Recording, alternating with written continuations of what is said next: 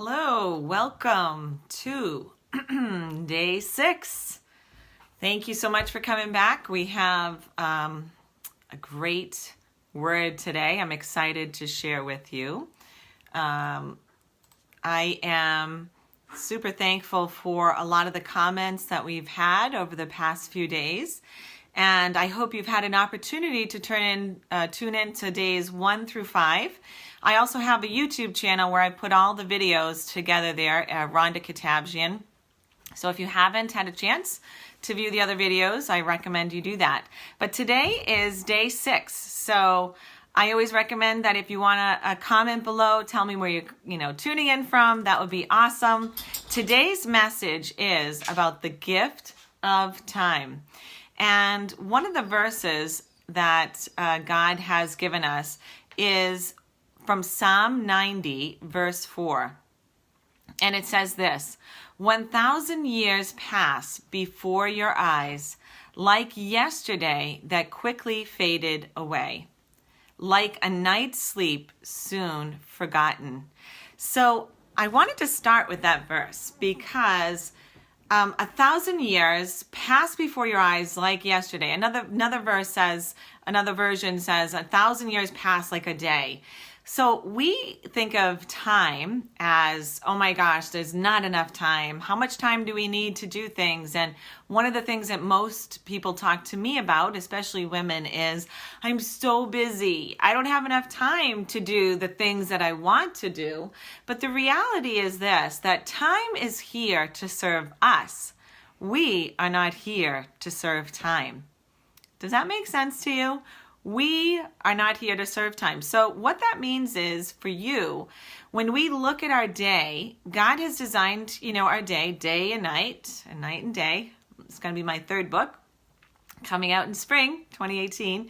But one of the things about day and night is that God designed our day so that it can be occupied with the things that are going to bring Him glory and bring Him, a desire that you have in order to bring forth what you're supposed to in this time frame that He has you living on earth. So Jesus dedicated time to His disciples every day. He trained them. He spent time with them. He shared with them stories to encourage them because He knew His time was very short. We don't know what our time is like. But if you wake up in the morning and you say, Lord, I just want to serve you today. I want to know what you want to do with my day. Your day becomes so different than, oh my gosh, I have this at 10, this at 11, meetings here, meetings there. It becomes burdensome instead of freeing. So that's how we think about how time is here to serve us, not that we serve time. So He invested time, going back to the thing about Jesus invested time in His disciples. And one of the things that we need to realize is that relationships are formed by the time that you spend with the person. So this is why when, a lot of times, we all live in the electronic age, right? So we're even on, watching this message through Facebook or YouTube. And the sense that we have is that we're spending time on this. But this is the Word of God. So it's different if you're absorbing the Word of God and sharing and learning things, right? But a lot of times when kids and adults spend time on their phone, they're not even engaging with people, right? Maybe they're, oh, that's a like. Oh, that's really good. I have 3,000 followers. Isn't this awesome? When in reality, there's no relationships formed behind that time that they're spending on the device. And really, that is stealing our time versus giving us time. So I encourage you to look at how much time you are spending on electronics or on the computer. If it's for learning something that's helping you to grow, it's something different than, I'm just like scrolling through my pictures on Facebook with people. So start today, okay? This is what you can do. Start today by spending time with those you love. Spending time with those, that you work with and that you are want to find out more about. So it's all about your relationships. Even in your neighborhood, how many of you don't know your neighbors? Okay, I know all my neighbors, but I also took time to introduce myself, to go over and visit them. I mean, I invite neighbors over all the time.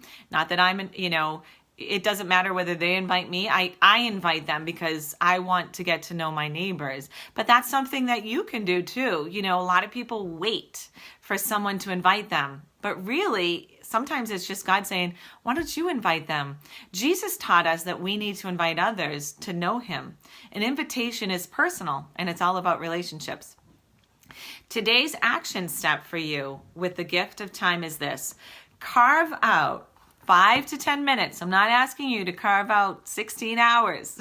5 to 10 minutes of your day. Put it on your calendar that, these 5 to 10 minutes I'm going to spend with the Lord in order to hear his voice and listen for his direction. I recommend that you do that for this year. This message is all about gaining a new focus for 2018, okay? The question you can ask the Lord is this.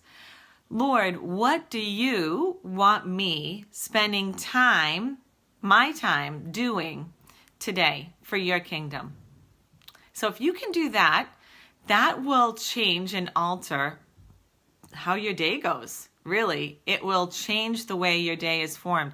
And you will start to see that, wow, that interaction was an amazing interaction, or that new relationship was an amazing new relationship.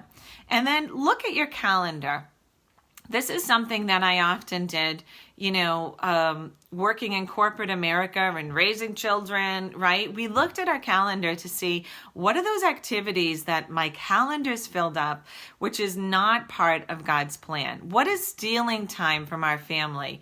We have 3 kids and they all had activities, but what we decided to do was eliminate some activities that were stealing time from our family. So we said to the kids, you can do one sport, but we are going to have Sundays as our family time.